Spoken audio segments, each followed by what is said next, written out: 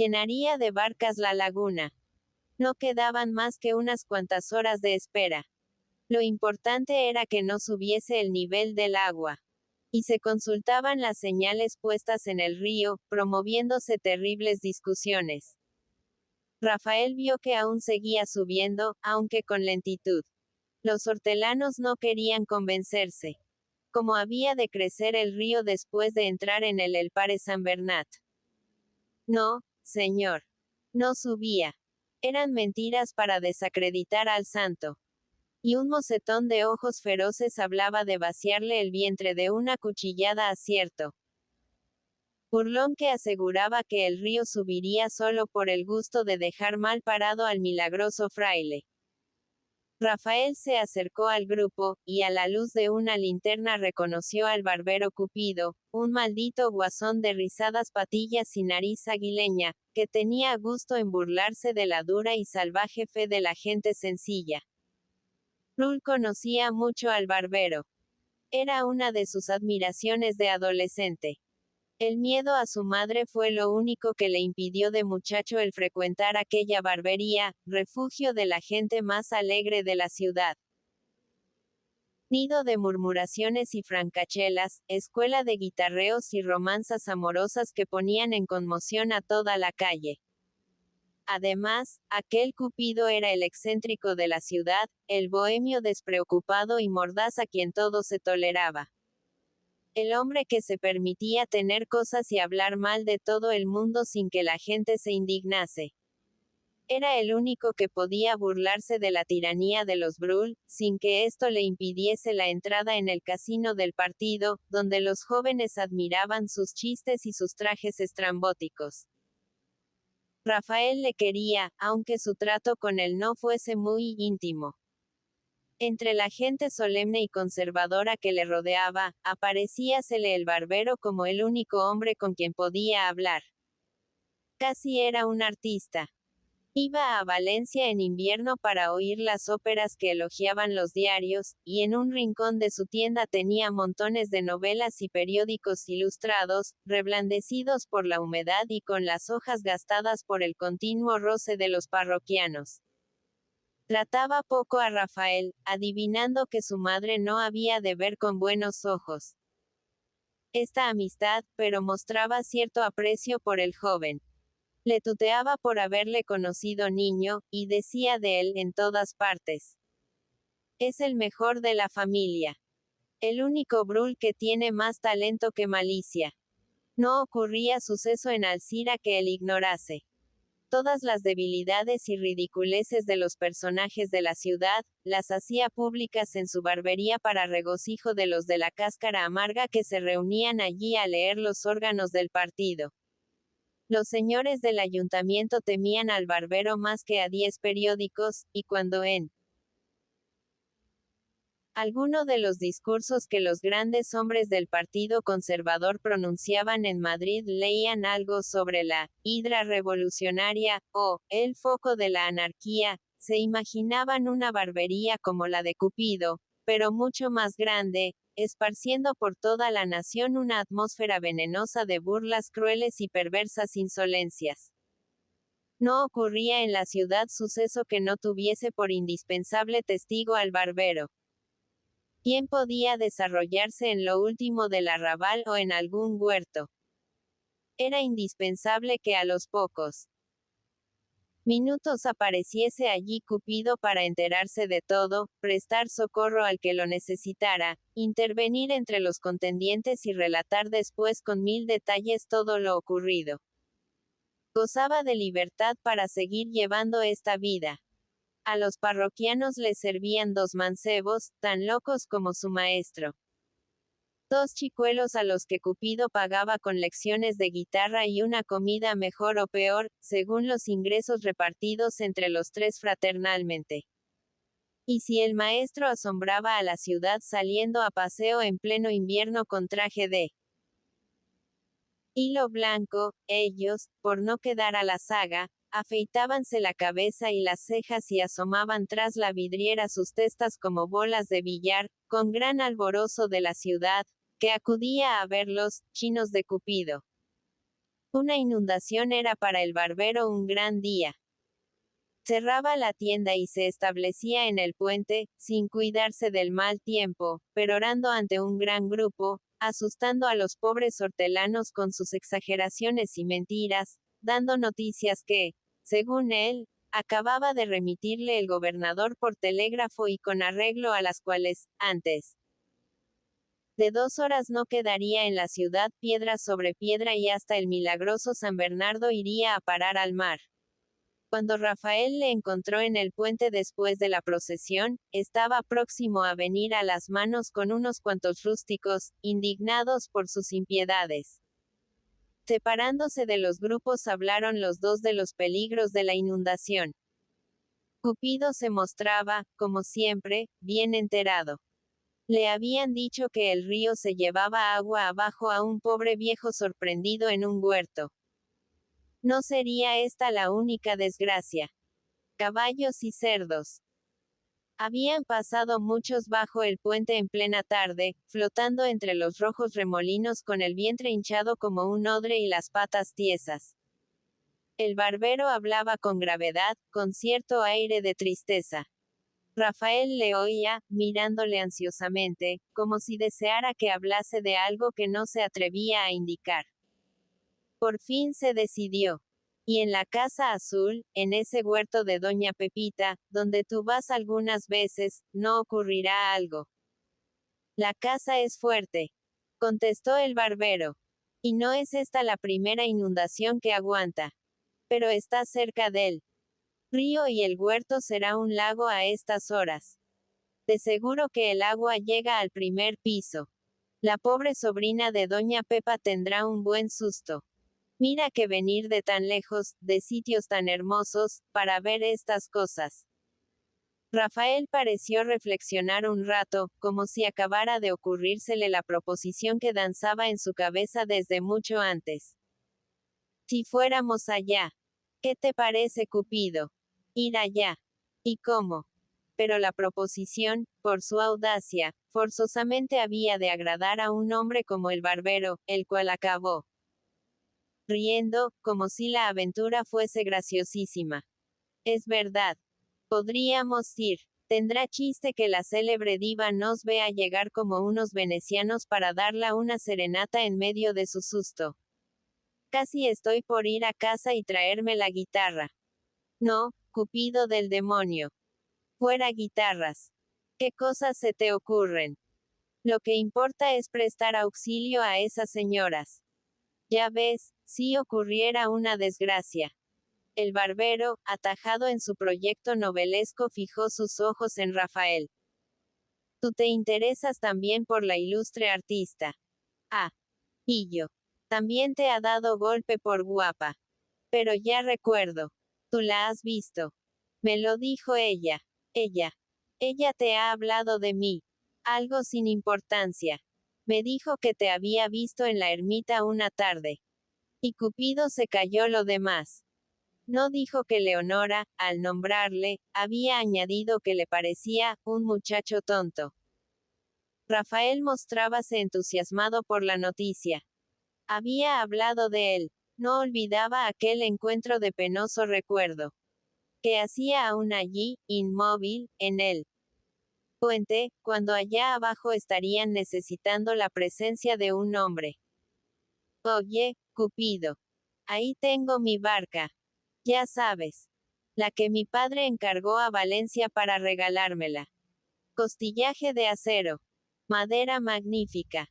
Más segura que un navío. Tú entiendes el río. Más de una vez te he visto remar. Yo no soy manco. Vamos. Andando. Dijo el barbero con resolución. Buscaron una antorcha, y ayudados por varios mocetones, trajeron la barca de Rafael hasta una escalerilla de la ribera. El río mugía con sordo hervor en torno del bote, pugnando por arrebatarlo. Los robustos brazos tiraban con fuerza de la cuerda, manteniéndolo junto a la orilla. Arriba en el puente, entre los grupos corría la noticia de la expedición, pero agrandada y desfigurada por los curiosos. Se trataba de salvar a una pobre familia refugiada en la techumbre de su casa, mísera gente que iba a perecer de un momento a otro. Lo había sabido Rafael y allá iba a salvarles exponiendo su vida. Él tan rico, tan poderoso. Qué hombres todos los de la familia de Brul. Y aún había quien hablaba contra ellos. ¡Qué corazón! Y los pobres huertanos seguían el movimiento de la antorcha encendida en la proa del bote, que arrojaba sobre las aguas una gran mancha sangrienta. Contemplaban con adoración a Rafael, encorvado en la popa para sujetar bien el timón. De la oscuridad partían ruegos y proposiciones en voz suplicante. Eran fieles entusiastas que querían acompañar al jefe. Ahogarse con él sí era preciso. Cupido protestaba. No. Para aquella empresa cuanto menos gente mejor. La barca había de estar ligera. Él se bastaba para los remos y don Rafael para el timón. Solteu. Solteu. Ordenó el hijo de doña Bernarda. Y soltando la cuerda a los mocetones, la barca, después de algunos cabeceos, partió como una flecha, arrastrada por la corriente. Encajonado el brazo del río entre la ciudad vieja y la nueva, las aguas altas y veloces arrastraban el bote como una rama. El barbero solo había de mover los remos para desviar la barca de la orilla. Los obstáculos sumergidos producían grandes remolinos que sacudían la embarcación, y a la luz de la antorcha que ensangrentaba las ondas gelatinosas, veíanse pasar troncos de árboles, cadáveres de animales, objetos informes que apenas si asomaban una punta negra en la superficie, y hacían pensar en ahogados, cubiertos de barro, flotando entre dos aguas. Arrastrados por la vertiginosa corriente, respirando el vaho fangoso del río como si mascasen tierra, sacudidos a cada momento por los remolinos, Rafael se creía en plena pesadilla. Comenzaba a sentirse arrepentido de su audacia.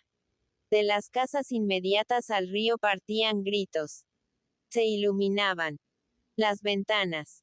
En sus huecos algunas sombras saludaban con brazos que parecían aspas, aquella llama roja que resbalaba sobre el río, marcando la línea negra de la barca y las siluetas de los dos hombres encogidos en sus asientos.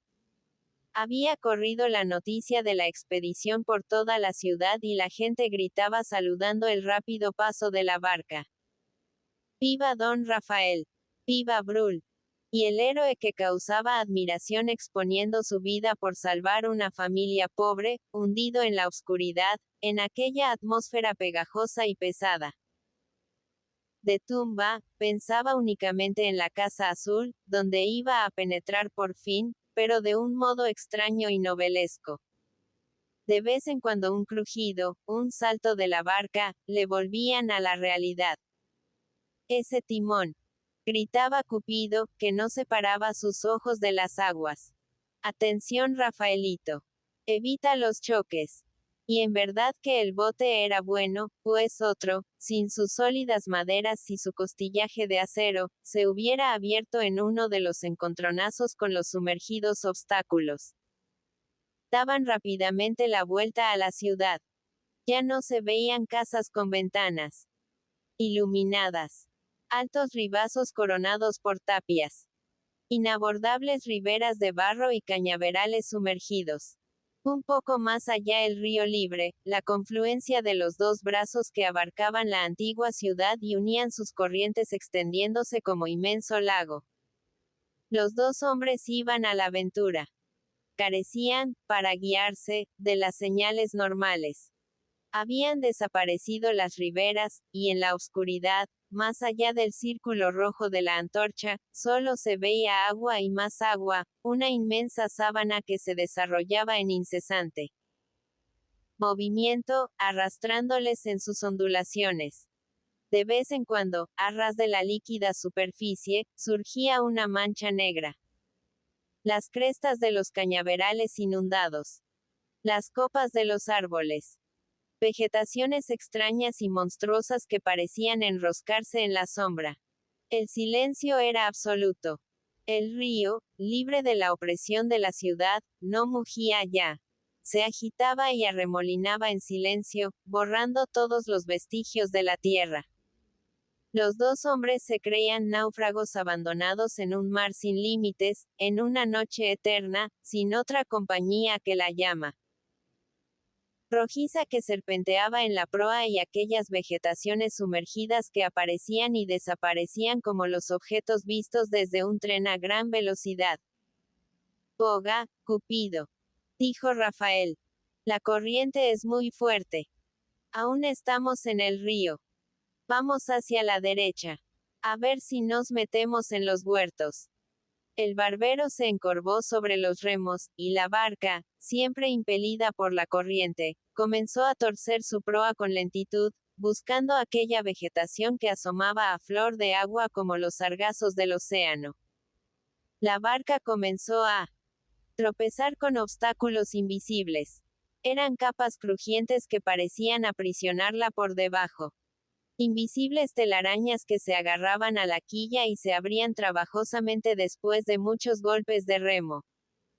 Continuaba el lago oscuro y sin límites.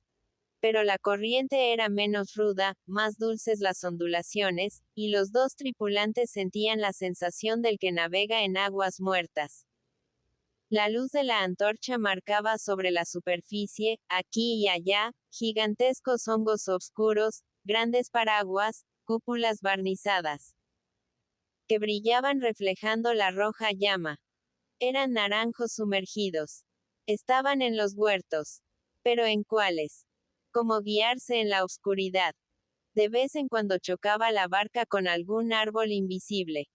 Conmovíase el bote, como si fuese a estallar, y había que retroceder, dar un rodeo, buscando otro paso. Deslizábanse lentamente por temor a los choques. Iban de un lado a otro, evitando los obstáculos, y acabaron por desorientarse, no sabiendo ya a qué lado estaba el río. Por todas partes obscuridad y agua. Los naranjos sumergidos, todos iguales. Formando sobre la corriente complicados callejones, un dédalo en el que se enredaban cada vez más, vagando sin dirección. Cupido sudaba moviendo sin cesar los remos. La barca arrastrábase pesadamente en aquella agua fangosa, llena de marañas vegetales que se agarraban a la quilla. Esto es peor que el río, murmuraba. Rafael, tú que vas de frente. No ves ninguna luz. Nada. El rojo reflejo de la antorcha chocaba en las enormes bolas de hojas que asomaban sobre el agua o se hundía en el espacio, ahogado por las húmedas y pesadas tinieblas. Así vagaron algunas horas por la campiña inundada. El barbero no podía más. Había entregado los remos a Rafael, que también desfallecía de fatiga. ¿Cuánto tiempo había pasado? Iban a quedarse allí para siempre. Y embotado su pensamiento por la fatiga y el vértigo de la desorientación, creían que la noche no iba a terminar nunca, que se apagaría la antorcha y la barca se convertiría en negro ataúd, sobre el cual flotarían eternamente sus cadáveres. Rafael, que iba de espaldas a la proa, vio una luz a su izquierda. La dejaban atrás, se alejaban de ella. Tal vez estaba allí la casa tan penosamente buscada. Puede que sea, afirmó Cupido. Tal vez hemos pasado cerca sin verla y vamos abajo, hacia el mar. Y aunque no sea la casa azul, ¿qué? Lo importante es que allí hay alguien y vale más eso que errar en la oscuridad. Dame los remos, Rafael. Si no es la casa de Doña Pepita, al menos sabremos dónde estamos. Viró la barca, y por entre el dédalo de árboles sumergidos. Fue poco a poco deslizándose hacia la luz. Chocaron con varios obstáculos, cercas tal vez de huerto, tapias arruinadas y sumergidas, y la luz iba agrandándose. Era ya un gran cuadro rojizo en el que se agitaban negras siluetas. Marcaba sobre las aguas una mancha dorada e inquieta. La luz de la barca comenzó a trazar en la oscuridad el contorno de una casa ancha y de techo bajo que parecía flotar sobre las aguas. Era el piso superior de un edificio invadido por la inundación. El piso bajo estaba sumergido. Faltaba poco para que el agua llegase a las habitaciones superiores. Los balcones y ventanas podían servir de embarcaderos en aquel lago inmenso. Me parece que hemos acertado, dijo el barbero. Una voz sonora y ardiente, voz de mujer en la que vibraba una intensa dulzura, rasgó el silencio. Ah, de la barca. Aquí, aquí.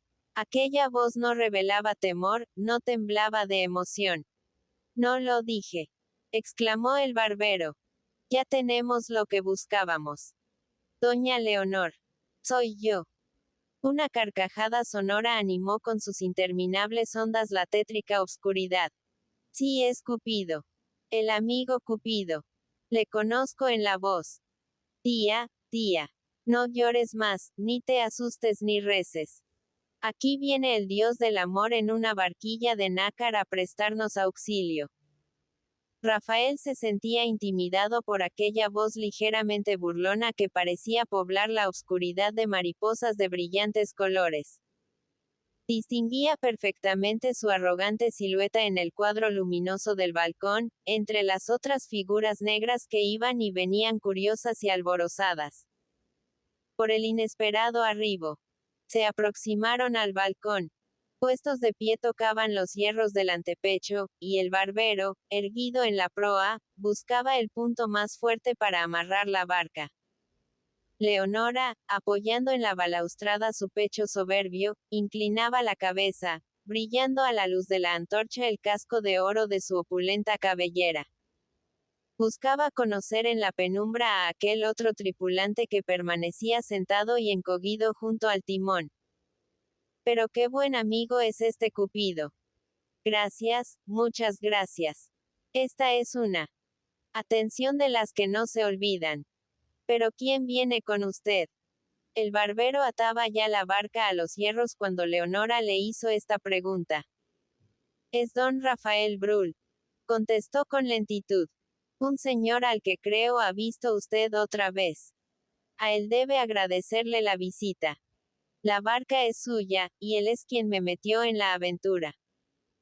Gracias, caballero, dijo Leonora saludando con una mano que al moverse lanzó relámpagos azules y rojos de todos los dedos cubiertos de sortijas. Repito lo mismo que dije a nuestro amigo. Pase. Usted adelante y perdone el modo extraño con que le hago entrar en la casa. Rafael estaba en pie y saludaba con torpes movimientos de cabeza, agarrado a los hierros del balcón.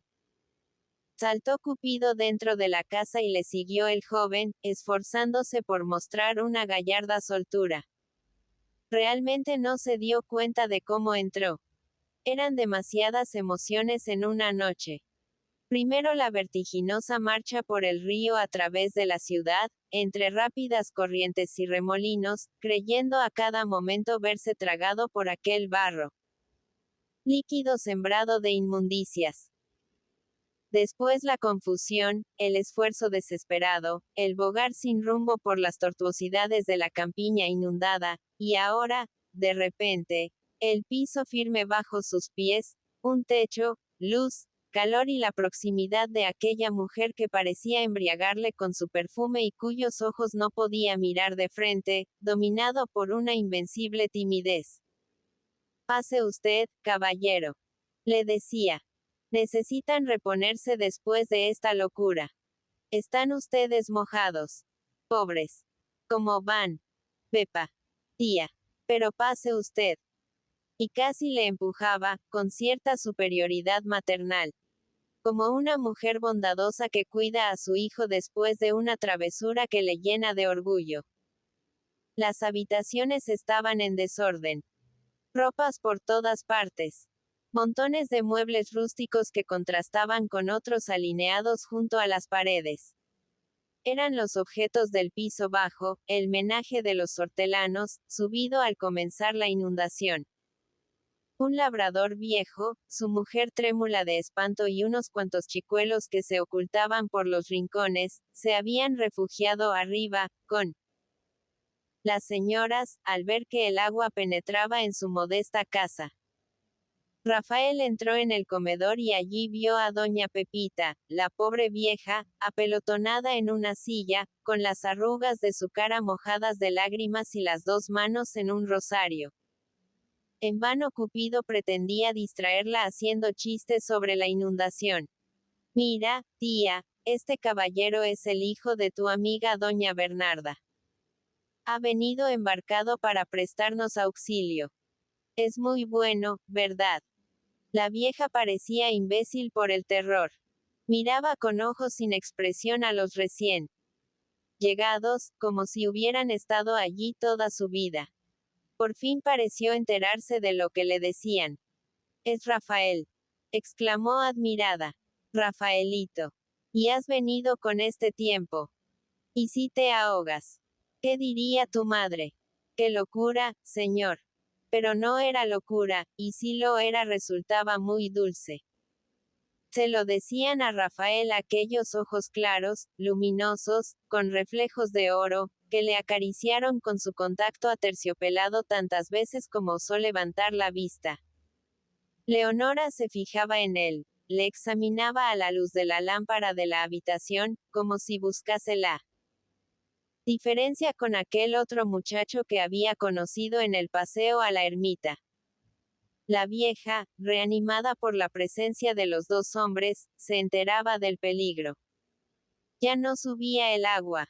Hasta podía afirmarse que comenzaba a descender lentamente. Y la vieja, con su supremo esfuerzo de voluntad, se decidió a abandonar su silla para ver la inundación. ¡Cuánta agua, Dios y Señor nuestro! ¡Qué de desgracias se contarán mañana! Esto debe ser castigo de Dios. Un aviso por nuestros muchos pecados. Mientras los dos hombres oían a la vieja, Leonora iba de una parte a otra dando prisas a su doncella y a la hortelana. Aquellos señores no podían estar así con las ropas impregnadas de humedad, cansados y desfallecidos por una noche de lucha. Pobrecitos, bastaba verles. Y colocaba sobre la mesa galletas, pasteles, una botella de ron. Todo lo que podía encontrar en la despensa, y hasta un paquete de cigarrillos rusos con boquilla dorada que la hortelana miraba con escándalo. Déjalos, tía, decía a la pobre vieja. No les entretengas ahora. Que coman. Y beban un poco. Necesitan entrar en calor. Dispensen ustedes si les ofrezco tan poca cosa. ¿Qué les daré, Dios mío, qué les daré? Y mientras los dos hombres se veían impulsados por un cariño un tanto despótico a sentarse a la mesa, Leonora, seguida de su doncella, entraba en la habitación inmediata, poniéndola en revolución con un retintín de llaves y ruidoso abrir de cofres. Rafael, emocionado, apenas si pudo sorber unas cuantas gotas de ron, mientras el barbero mascaba a dos carrillos, bebía copa tras copa. Y con la cara cada vez más roja, hablaba y hablaba, la boca llena de pasta. Apareció Leonora, seguida de la doncella, que llevaba en los brazos un lío de ropas. Ya comprenderán ustedes que aquí no hay trajes de hombre. Pero en la guerra se vive como se puede y aquí estamos sitiados. Rafael admiraba los hoyuelos que una risa graciosa trazaba en aquellas mejillas. La luminosa dentadura, que parecía temblar en su estuche de rosa. A ver, Cupido. Fuera pronto ese traje.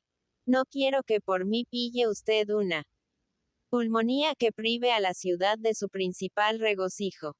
Aquí tiene usted para cubrirse mientras secamos sus ropas. Y ofrecía al barbero una bata magnífica de peluche azul, con grandes cascadas de encajes en el pecho y las mangas. Cupido se retorcía de risa en su asiento. Pero qué gracioso era aquello. Iba él a vestirse con tal preciosidad. Y sus patillas. Como reirían los de Alcira si le viesen.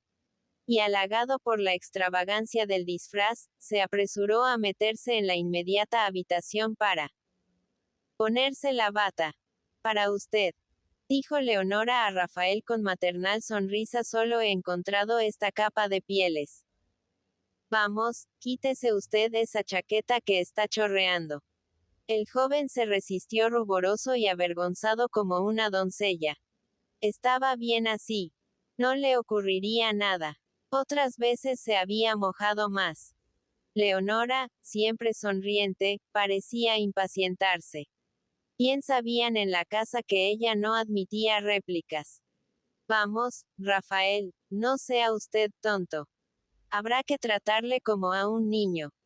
Y cogiéndole por una manga, como si se tratara de un chiquitín, comenzó a tirarle de la chaqueta. El joven, en su turbación, no sabía lo que le pasaba.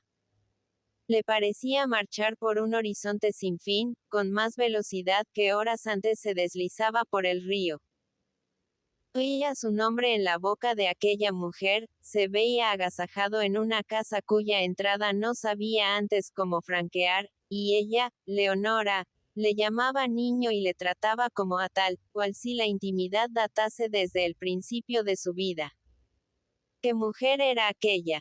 Estaba en un mundo nuevo y las mujeres de la ciudad, aquellas que él trataba en las tertulias caseras, le parecían seres de otra raza, viviendo lejos, muy lejos, en otro extremo de la tierra, de la que le separaba la inmensa sábana de agua. Vamos, señor testarudo. Habrá que tratarle a usted como a un bebé. Le hablaba a poca distancia de su rostro. Sentía en sus mejillas el aleteo de aquella boca, su respiración tibia, que le cosquilleaba con intensos estremecimientos. Y al mismo tiempo sus manos, finas y ágiles, le empujaban cariñosamente, quitándole con rapidez la chaqueta y el chaleco. Sintió sobre sus hombros la caliente caricia de la capa de pieles. Una preciosidad. Un manto suave como la seda, grueso, tupido y ligero, como fabricado con plumas de fantásticas aves. Era de pieles de zorro azul, y a pesar de la estatura de Rafael, sus bordes rozaban el suelo. El joven comprendió que le habían echado sobre los hombros unos cuantos miles de francos, y tímido, con temblorosa mano, recogía el borde, temeroso de pisarlo. Leonora reía de su timidez. No se encoja usted. No importa que lo estropee. Parece que lleva usted un pelo sagrado por el respeto con que lo trata. No vale la pena. Yo solo uso esta capa en los viajes. Me la regaló un gran duque en San Petersburgo. Y para asegurar más su desprecio por el rico manto, embozó al joven en él, golpeando sus hombros para que amoldara más a su cuerpo. Lentamente volvían a la sala donde estaba el balcón, mientras en el comedor sonaban carcajadas saludando la aparición del barbero, envuelto en su lujosa bata. Cupido sacaba partido de la situación para provocar la risa. Y recogiéndose la cola y atusándose las patillas, braceaba cual una tiple en una romanza dramática cantando de falsete. Los hortelanos reían como locos, olvidando el agua que llenaba su casa. Pepa abría desmesuradamente sus ojos, admirada por la figura, las contorsiones de aquel señor y la gracia con que estropeaba los versos italianos, y hasta la pobre doña Pepa se retorcía en su silla, admirando al barbero, que según ella, era el más gracioso de todos los demonios. Rafael estaba en el balcón, junto a Leonora, con la mirada perdida en la oscuridad, arrullado por la música de aquella voz, que con marcado interés le hacía preguntas sobre el desesperado viaje por el río. La finura de aquella capa que le envolvía, dábale la sensación de una epidermis satinada y tibia. Parecíale que aún quedaba en aquella suavidad algo del calor de los hombros desnudos. Creía estar envuelto en la piel de Leonora, y el perfume de su cuerpo, que sentía junto a él, aumentaba esta ilusión. Rafael, con voz entrecortada, contestaba a sus preguntas. Lo que usted ha hecho, decía la artista, merece honda gratitud. Es un arranque caballeresco digno de otros tiempos. Lohengrin, llegando en su barquilla para salvar a Elsa. Solo falta el cisne. A no ser que el barbero se contente con este papel. Hablando en serio, no creía que aquí hubiese un hombre capaz de portarse así. ¿Y si usted hubiese muerto? Exclamó el joven para justificar su aventura. Morir. Le confieso a usted que al principio tuve algún miedo. No de morir, que yo le temo poco a la muerte. Estoy algo cansada de la vida. Ya se convencerá usted de ello cuando me conozca más. Pero morir ahogada en el barro, sofocada por esa agua que huele tan mal, no me hacía gracia. Si al menos fuese el agua verde y transparente de los lagos suizos. Yo busco la belleza hasta en la muerte.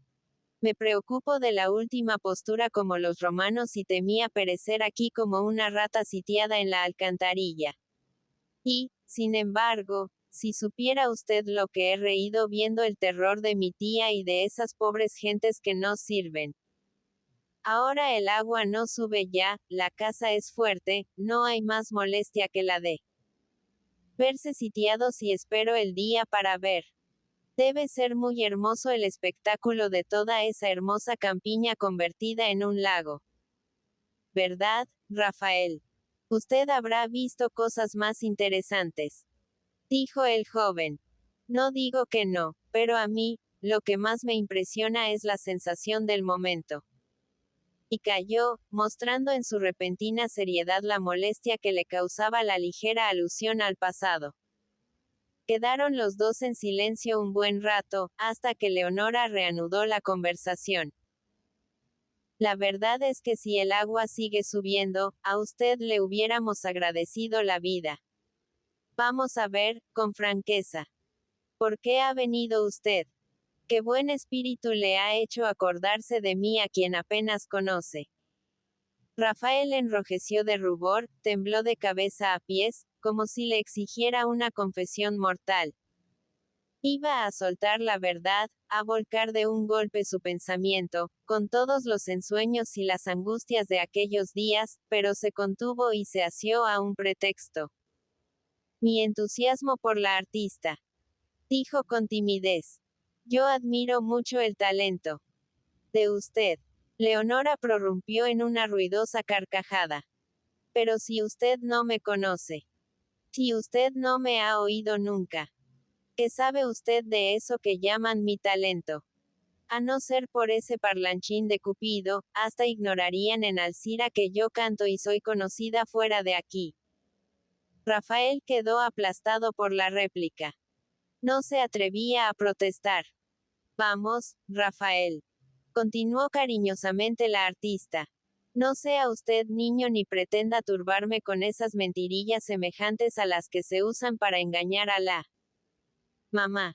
Yo sé por qué ha venido aquí. ¿Cree usted que no le han visto desde este mismo balcón rondando la casa todas las tardes, apostándose en el camino como un espía? Está usted descubierto, señor mío. El tímido Rafael creía que el balcón iba a hundirse bajo sus pies. Temblaba de miedo, arrebujábase en el manto de pieles, sin saber lo que hacía y protestaba con enérgicas cabezadas, negando las afirmaciones de Leonora. Con que no es verdad, embusterillo, dijo ésta con cómica indignación. Con que niega usted que, desde que nos vimos en la ermita, su paseo de todas las tardes son estos alrededores. Dios mío, qué monstruo de falsedad es este chico. Con qué aplomo miente. Y Rafael, vencido por aquella alegría franca, acabó riéndose, confesando con una carcajada su delito. Usted se extrañará de mis actos y palabras. Continuó Leonora aproximándose más a él, apoyando un hombro en el suyo, con un abandono fraternal, como si estuviera junto a una amiga. Yo no soy como la mayoría de las mujeres. Bueno fuera que con la vida que llevo me mostrara Hipócrita. Mi pobre tía me cree una loca, porque digo las cosas como las siento. En mi vida me han querido mucho o me han aborrecido, por esta manía de no ocultar la verdad. ¿Quiere usted que se la diga? Pues bien, usted ha venido aquí porque me ama, o al menos cree amarme. El defecto de todos los muchachos de su edad apenas encuentran una mujer que no es igual a las otras que conocen. Rafael estaba silencioso y cabizbajo. No osaba levantar la vista. Sentía en su nuca la mirada de aquellos ojos verdes que parecían registrarle el alma. A ver, levante usted esa cabeza. Proteste un poquito como antes. ¿Es verdad o no lo que digo? ¿Y si fuera? Se atrevió a suspirar Rafael, viéndose descubierto bruscamente. Como sé que es cierto, he querido provocar esta explicación para que usted no viva en el engaño. Después de lo de esta noche deseo que seamos amigos. Amigos nada más. Dos camaradas unidos por el agradecimiento. Pero para evitar la confusión, había que marcar nuestras respectivas situaciones. Seremos amigos, Esta es su casa, yo le consideraré como un camarada simpático. Con lo de esta noche ha ganado usted en mi ánimo más que con un continuo trato. Pero va usted a prometerme que no reincidirá en esas tonterías de admiración amorosa que han sido siempre el tormento de mi vida. ¿Y si no puedo? Murmuró Rafael. La cantinela de siempre, dijo riendo Leonora, remedando la voz y la expresión del joven. ¿Y si no puedo? ¿Por qué no ha de poder usted? ¿Por qué ha de ser verdad ese amor tan inmenso por una mujer que ve usted ahora por segunda vez? Esas pasiones repentinas se las inventan ustedes. No son verdad. Las han aprendido en las novelas o las han oído cantadas por nosotras en las óperas. Invenciones de poeta que los muchachos se tragan como unos bobos y quieren trasplantar a la vida, no comprendiendo que los que estamos en el secreto nos reímos de su necedad. Con que ya lo sabe usted.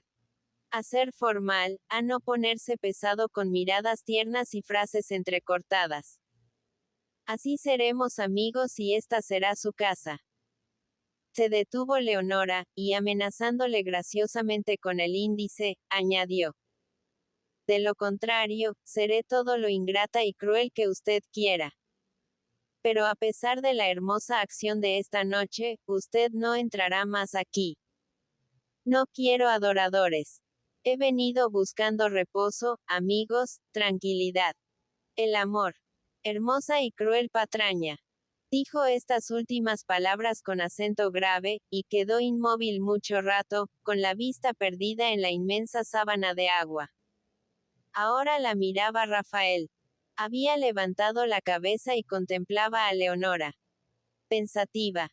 Su hermoso rostro se teñía de una luz azulada que parecía envolverla en un nimbo de idealidad. Comenzaba a amanecer y los plomizos velos del cielo se rasgaban por la parte del mar, transparentando una claridad lívida. Leonora se estremeció, como si sintiera frío, apretándose instintivamente contra Rafael.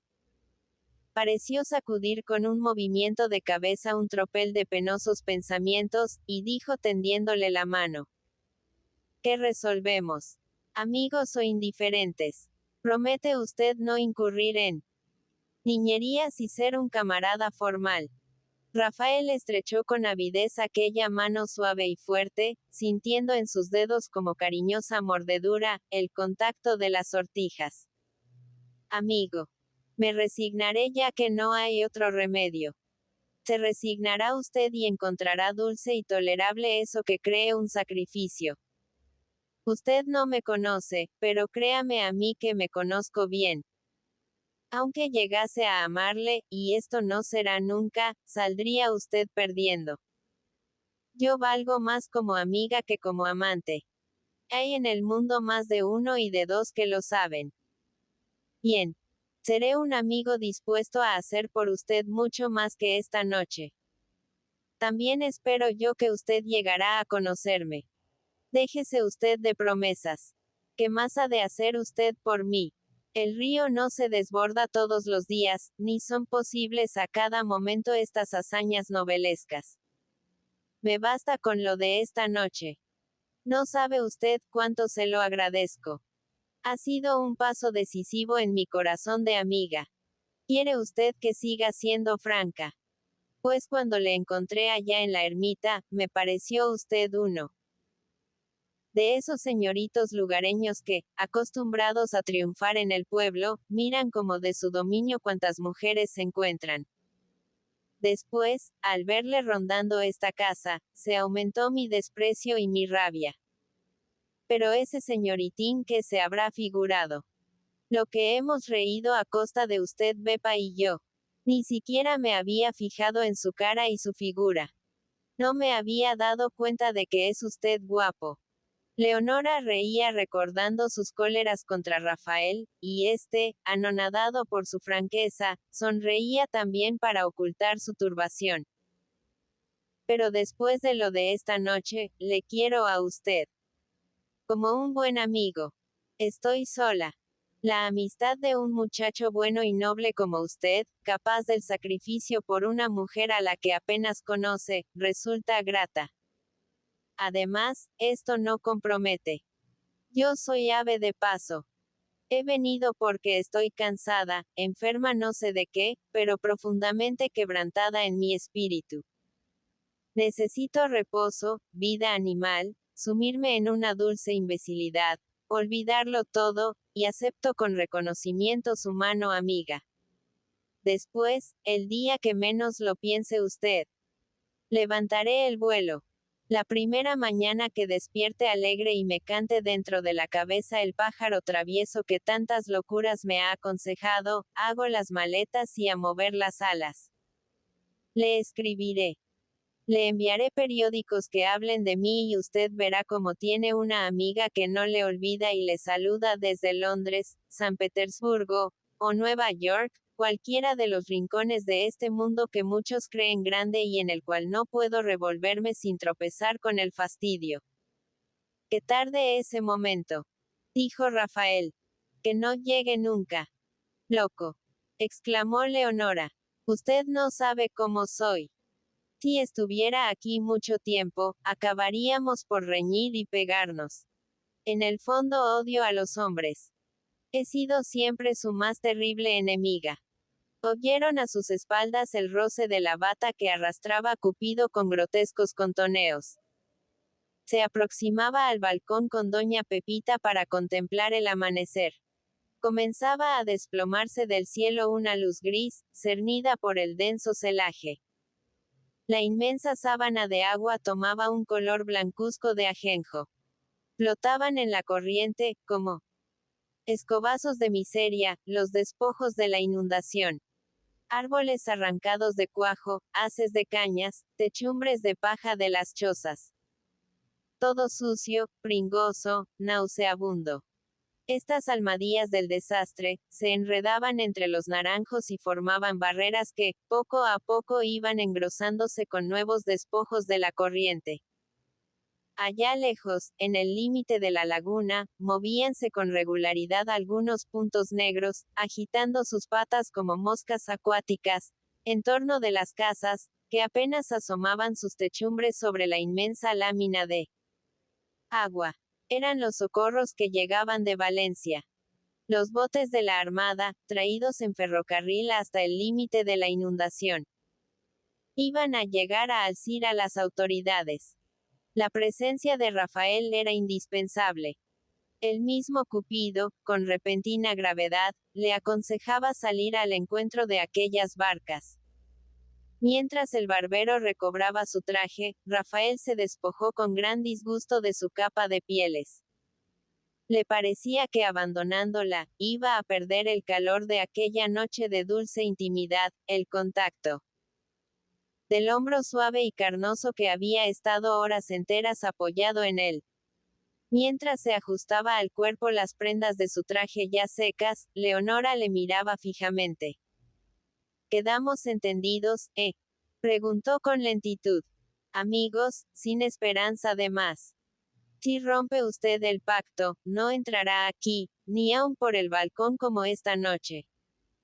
Sí, amigos y nada más, murmuró Rafael con sincero acento de tristeza que pareció conmover a Leonora. Sus ojos verdes se iluminaron. Brilló el polvo de oro que moteaba sus pupilas y avanzó hacia Rafael, tendiéndole la mano. Buen muchacho. Así me gusta. Resignado y obediente. Por esta vez y en premio a su cordura, habrá extraordinario. No nos despidamos así, como en la escena. Pese usted. Y puso su mano al nivel de la boca del joven. Rafael la agarró ávidamente y besó, hasta que Leonora, deshaciéndose con un brusco movimiento que demostraba su extraordinario vigor, le amenazó con su mano. Ah, tunante. Bebé travieso. Qué manera de abusar. Adiós. Adiós. Cupido llama. Hasta la vista.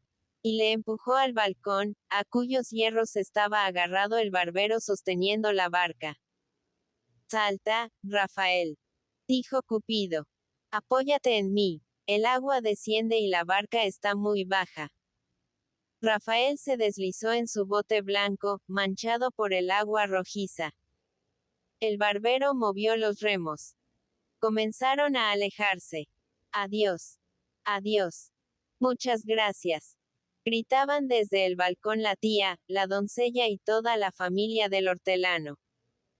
Rafael, abandonando el timón, con el rostro vuelto a la casa, solo veía aquella arrogante figura, que agitaba un pañuelo saludándoles. La vio mucho tiempo, y cuando las copas de los árboles sumergidos le ocultaron el balcón, inclinó la cabeza, entregándose al silencioso placer de saborear la dulzura que aún sentía en sus labios. Y las elecciones pusieron en movimiento a todo el distrito. Había llegado el momento solemne para la casa de Brul y todos sus fieles, no seguros aún de la omnipotencia del partido, como si temieran a ocultos enemigos que podían presentarse inesperadamente, se agitaban en la ciudad y los pueblos lanzando cual grito de victoria el nombre de Rafael. Pocos se acordaban de la inundación. El sol bienhechor había secado los campos. Los huertos se mostraban más hermosos que nunca, como si el río, al invadirlos, les hubiese fecundado con nueva vida. Se anunciaba una cosecha magnífica, y solo como recuerdo de la catástrofe quedaba algún seto aplastado, alguna cerca desmoronada, algún camino hondo con los ribazos destruidos. Todo se reparaba con relativa rapidez y la gente mostrábase contenta hablando del pasado peligro con desprecio. Hasta la otra. Además, se había repartido mucho dinero. Llegaron socorros de la capital de la provincia, de Madrid, de toda España, gracias al trompeteo lastimoso de la prensa, y los hortelanos, con la credulidad del devoto que atribuye todos sus bienes a la protección del santo patrono, agradecían la limosna a Rafael y su madre, proponiéndose ser cada vez más fieles a la poderosa familia. ¡Viva el padre de los pobres! Doña Bernarda, viendo próximos a realizarse sus ensueños de ambición, no se daba un momento de reposo. Indignábase ante la indiferencia y frialdad de su hijo. El distrito era suyo, pero no había que dormirse. ¿Quién sabe lo que a última hora podían hacer los enemigos del orden, que eran bastantes en la ciudad? Había que ir a tal pueblo para decir 4 palabras a los electores ricos. Visitar al alcalde del otro para que viera que se le hacía caso. Moverse mucho, que toda la gente se preocupara de su persona. Y Rafael obedecía, pero evitando que le acompañase don Andrés, pues a la ida o a la vuelta pasaba unas cuantas horas en la Casa Azul o suprimía por completo el viaje para quedarse allí temblando al volver a casa por si su madre se enteraba de tales distracciones. Doña Bernarda conocía aquella nueva amistad. sin otra preocupación que la salud y los actos de Rafael, y ayudada por el chismorreo de una ciudad curiosa, nada hacía su hijo que no lo supiera a las pocas horas. Hasta tenía noticias, por una indiscreción de Cupido, de aquel arriesgado viaje de noche y a través de los peligros de la inundación, para ir a presentarse a la cómica, como ella decía con rabioso acento de desprecio. Entonces ocurrieron las tormentosas escenas que habían de dejar en Rafael una profunda impresión de amargura y miedo. La dureza del carácter de doña Bernarda quebrantó al joven, haciéndole comprender con cuánta razón había temido siempre a su madre. La áspera devota, con su coraza de virtud y sanos principios, le aplastó desde las primeras palabras. Se había propuesto deshonrar la casa. Ahora que tras muchos años de trabajos iba a alcanzar el fruto de tantos sacrificios, quería, por su afición a una cómica, ponerse en ridículo dando motivos de burla a los enemigos. E indignada, no vaciló en rasgar brutalmente el velo de prudencia tras el cual se habían desarrollado misteriosamente sus desventuras y sus rabias conyugales. No dudó en volcar sobre la cabeza del hijo todas las miserias ocultas de su matrimonio. Lo mismo que tu padre, exclamó iracunda doña Bernarda. No puedes negar su sangre. Mujeriego, amigo de las perdidas, capaz por una cualquiera de comprometer la suerte de la casa. Y yo, grandísima tonta, trabajando por ellos, olvidando la salvación de mi alma, para lograr que llegues donde no llegó tu padre. ¿Y cómo me lo agradeces? Lo mismo que aquel, con un disgusto a cada momento. Humanizándose después, sintiendo la necesidad de comunicar sus proyectos para lo porvenir, pasó de la ira a la amistosa confidencia, y comenzó a revelar a Rafael el estado de la casa. Ocupado el en hojear librotes y en las cosas del partido, no sabía cómo marchaban los asuntos. Ni necesitaba saberlo. Para eso estaba ella. Pero quería que conociera las brechas que, en su fortuna habían abierto a última hora las locuras de su padre. Ella hacía milagros de economía. Muchas deudas estaban pagadas ya, llevaba levantadas algunas hipotecas. Gracias a su buena administración, ayudada por el fiel don Andrés. Pero la carga era grande y en muchos años no conseguiría librarse de ella. Además, y al llegar aquí doña Bernarda se mostraba más tierna y con voz insinuante, ya que era el primer hombre del distrito, debía ser el más acaudalado. Lograrlo no resultaba difícil. Todo consistía en ser buen hijo, en dejarse guiar por ella, la que mejor le quería en el mundo. Ahora diputado y después, cuando volviera de Madrid, a casarse. No faltarían buenas muchachas, educadas con el temor de Dios, y además millonarias que se darían por contentas siendo su mujer. Rafael la atajó con una débil sonrisa. Ya sabía de quién hablaba su madre. De Remedios, la hija del más rico de la ciudad, un rústico de suerte loca que inundaba de naranja los mercados de Inglaterra, ganando por instinto, a despecho de todas las combinaciones comerciales. Por esto le recomendaba su madre con tanto interés que visitase aquella casa, enviándole a ella con cualquier pretexto. Además, doña Bernarda llevaba a Remedios a la suya con frecuencia, y rara era la tarde que al entrar en su casa Rafael no encontraba a aquella muchacha tímida, torpe y de una belleza insignificante, vestida con trajes que aprisionaban cruelmente su soltura de chicuela criada en los huertos, transformada rápidamente en señorita por la buena suerte del padre. Pero mamá, dijo Rafael sonriendo, si yo no pienso casarme. Si eso, cuando llegue, ha de ser a gusto mío. La madre y el hijo quedaron moralmente separados después de la borrascosa entrevista. Era una situación que recordaba a Rafael su infancia, cuando después de una travesura encontraba la mirada fiera y el rostro ceñudo de su madre. Pero ahora, esta seriedad agresiva se prolongaba días y días. Al entrar en casa por las noches se veía interrogado durante la cena en presencia de don Andrés, que no osaba levantar la cabeza ante la poderosa señora. ¿Dónde había estado? ¿A quién había visto? Rafael sentía el espionaje, siguiéndole en sus paseos por la ciudad y el campo. ¿Hoy has estado en casa de la cómica? Cuidado, Rafael. Me vas a matar. Y Rafael, para ir a casa de la cómica, se ocultaba como en su época de niño, cuando robaba fruta en los huertos. Marchaba por sendas y ribazos al abrigo de los setos, y la vista de una hortelana o de un muchacho le obligaba a pesados rodeos. Y el hombre que hacía esto era el mismo que en aquel instante llenaba